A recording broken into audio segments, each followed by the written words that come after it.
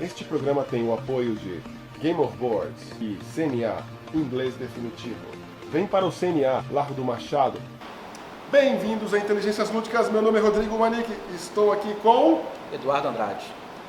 Se você assistiu os vídeos das últimas semanas, você sabe quem é Eduardo Andrade. Estamos aqui gravando na Game of Boards, na Glória, que nos cedeu gentilmente o espaço, só para nós, para gravar, né? Privilégio, né? Privilégio. Difícil ter essa sala tão quieta assim. Verdade. Né? E vamos gravar o top 10 convidados de Eduardo. Eduardo traz um outro olhar aos jogos de tabuleiro, o jogo mais heavy, mais brain burner, né? Não são os mais pesadões, não. Aqueles tem jogos ainda mais pesados do que essa lista que eu estou tratando, mas são jogos de 3 a 4 horas e com poucos elementos aleatórios, assim. Isso aí já é um traço dos jogos que eu gosto. Então, antes de prosseguir, não se esquece de deixar o seu like. Se não for inscrito, se inscreve na Ludopédia e também aqui no YouTube, que é muito importante para o canal. E não se esquece de se inscrever no Instagram. O que você tem no Instagram? Se você gostar aqui da lista e achar que meu gosto se adequa a algo que você está interesse, entre em Eduardo Board Game, que eu trago reviews semanais sobre os jogos que eu estou jogando. Sem mais delongas, vamos lá. Número 10, Keyflower. Keyflower é um jogo fundamentalmente de leilão, né? Você tem uns tiles de cidades que você vai disputar, a temática é uma colonização dos Estados Unidos. O jogo não chega a dizer isso, mas se você conhece os Estados Unidos, você conhece que existe o navio Mayflower, imagino que seja essa a referência da colonização dos Estados Unidos. E você vai leiloar, você tem 3 tipos de colonos, né, os amarelos, vermelhos e azuis, e você vai utilizá-los para pegar esses tiles para construir a sua cidade. E esse mesmo recurso, os colonos, você vai utilizar para ativar os seus prédios e os prédios dos outros jogadores, que vão te dar outros recursos para você crescer ao longo do jogo. Eu acho que é um jogo bem interessante. Com as expansões ele melhora ainda mais. É o meu número 10. Número 9 é Lowland.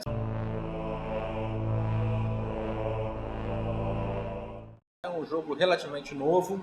É um jogo que se passa ali nos Países Baixos.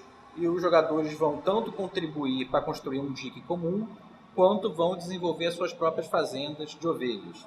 E é interessante que no final de cada era, são 3 eras do jogo, a gente vai ver se o dique comum resistiu à maré ou se não resistiu à maré.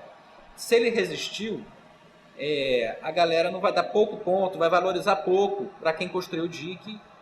E, por outro lado, as ovelhas que vão ter mais chance de sobreviver vão ficar mais valiosas no mercado.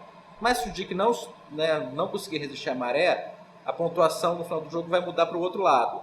Vai se valorizar quem construiu mais e as ovelhas vão valer menos pontos. Então tem esse cabo de guerra que você não pode se especializar muito em uma coisa sem esquecer a outra. Eu acho um jogo bem original e bem interessante.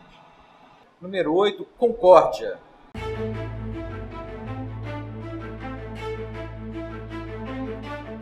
Se passa ali no Império Romano, é um jogo que é guiado por cartas e as cartas vão ter 2 funções ao longo do jogo. Você vai poder utilizá-las para aumentar o seu domínio no tabuleiro, né, fazendo suas colônias, construindo os seus navios e legiões, e por outro lado elas também vão servir como uma pontuação de final do jogo. Então você tem que saber maximizar esses 2 elementos, comprando as cartas no lugar certo. Tem vários recursos do jogo que você vai ter que saber quando comprar, quando vender, o que utilizar. É um jogo excelente. O Mark Gertz, que é um autor fantástico. Número 7, Maracaibo.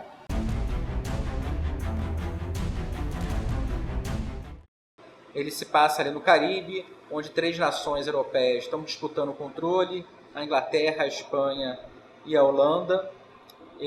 Você não está afiliado necessariamente a nenhuma delas, mas você tem que construir o seu jogo para fazer com que essas nações ganhem influência nela e você ganhe influência sobre as nações. Então a combinação dessas 2 tensões é bem legal. É um jogo pesado, é um jogo que tem alguns elementos de sorte, mas não muitos. É um jogo que eu gosto bastante.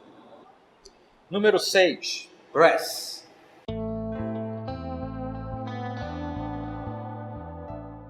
Brass eu gosto das 2 versões. Eu acho que gosto um pouco mais de Birmingham porque é um pouco mais direto, mas também é um pouco menos travado. Acho que te dá mais prazer em jogar. Acho que para quem gosta mais de frustração talvez não seja a opção, mas é um jogo que se passa ali na Inglaterra durante o final do século XVIII, começo do século XIX. Ela está se industrializando. Você tem que saber, ele é interessante, tem tanto uma perspectiva tática, você tem que ver o que está acontecendo agora no tabuleiro, quais são as oportunidades que você tem ali para ganhar dinheiro, mas também tem outra dimensão estratégica que você não pode esquecer, que é o que você vai ganhar de pontuação de longo prazo, como é que você ganha dinheiro, como é que você ganha ponto. É um jogo bem legal que está disponível inclusive no Brasil. Número 5, Caverna.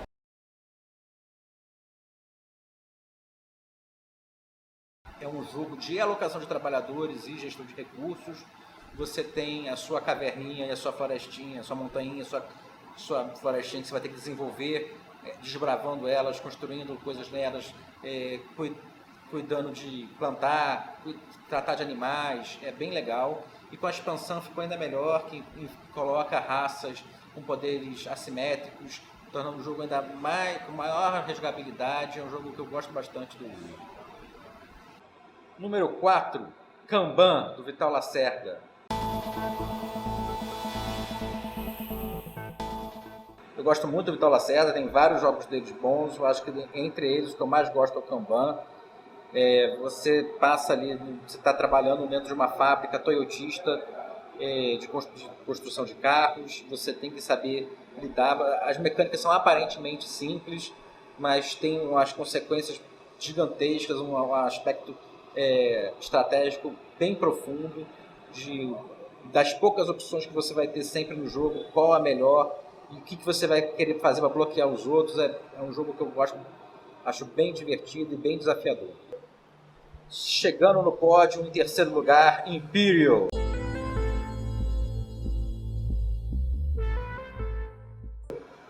Que se passa na Europa, no começo do século passado, onde as nações, ali, um clima antes da Primeira Guerra Mundial, e que as nações estão guerreando pelo domínio na Europa. Só que, ao contrário da maioria dos jogos de guerra, você não controla diretamente uma nação. Na verdade, os jogadores são capitalistas, que estão na Suíça, que aliás não pode ser invadida no jogo, e eles vão oferecer empréstimos para as nações, e quem oferecer mais empréstimos para as nações vai controlar essa nação. Então as nações vão mudando de controle ao longo do jogo. Você tem que saber como fazer com que ganhar dinheiro a curto prazo e às vezes usar uma nação para fazer com que a outra cresça. É um jogo sensacional. Número 2, Food Chain Magnates, que é um jogo a temática é até meio crua, né?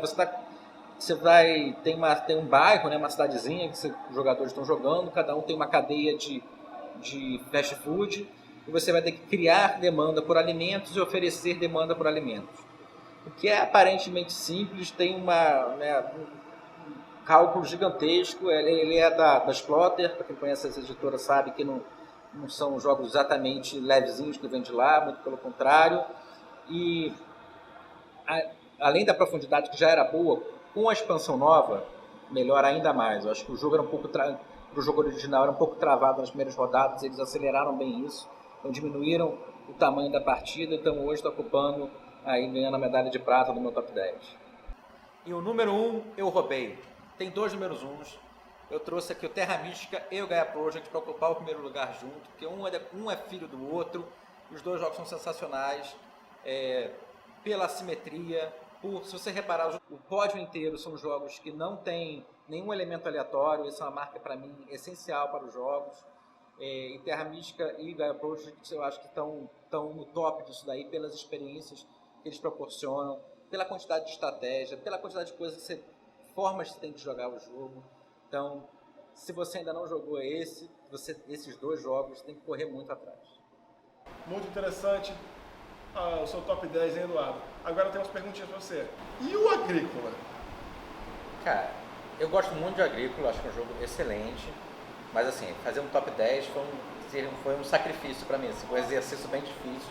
e eu tentei contemplar autores diferentes e jogos diferentes. E como eu botei o Caverna, e eu prefiro o Caverna sobre o Agrícola, eu acho que o Caverna é menos punitivo, dá mais prazer para as pessoas jogarem, mesmo quando você está perdendo, você sente que está andando para frente, dá uma satisfação de estar fazendo aquilo. Eu acho que o Agrícola às vezes pode dar uma sensação ruim para alguns jogadores, as pessoas não ficam felizes na mesa. Eu prefiro Caverna, já preferia antes, com a expansão agora prefiro ainda mais. E o autor do Imperial, qual é o nome dele? É o Mark Gertz. E qual é o nome do autor do Concórdia? Pois é, mas aí tem muito jogo bom, cara. Tem mais uns 5 que podiam estar nessa lista aqui, o Navegador, tem vários jogos dele que eu acho que são sensacionais. Tem os 2 Imperials, né? Só botei um aqui, eu gosto mais do Imperial original, mas tem o 2030 que também é muito bom. Enfim, tem esses autores desse top 10 aí, a gente podia fazer um top 100 só com esses autores, sem precisar pegar outros. Né? Muito bom. O Wii também, eu gosto muito de Ori Labora, por exemplo. Sim. Eu também não botei aqui para não repetir muito. Uma pergunta, não tem Ameritrash? Cara, eu gosto de jogar Ameritrash, assim, pra mim, eu sempre falo, qual é o seu jogo favorito? Acho que o favorito eu ainda não joguei, assim. Eu tenho um prazer muito grande de conhecer jogos novos, principalmente jogos novos e originais, incluindo Ameritrash. Mas eu tendo a não me especializar, a repetir muitos jogos Ameritrash, porque eu fico com raiva do dado. Eu tenho raiva do dado. Quando eu rolo um dado, às vezes você tem lá 90% de chance de acertar, 80% de acertar e você erra, me dá uma raiva. Eu procuro não buscar esses jogos com muita frequência. Por isso que eles ficaram fora dessa lista. Interessante. Então, assim, para quem acha, nossa, o Eduardo, ele só é Eurogamer. Não, pelo contrário. Eu jogo desde jogo casual, jogo de Dungeon Crawler, jogo Wargame, o que me chamar eu vou. Eu só não vou me especializar, não vou ficar repetindo nesse tipo de jogos. Nós já jogamos muita coisa junto, né? A gente jogou, né? TI, que é o Twilight Imperium, jogamos o Battlestar Galactica, entre outros, né? E assim, eu sou Eurogamer recente. No começo da minha vida de jogador, o jogo que eu mais joguei foi Battlestar Galactica. Mudei bastante de lá pra cá.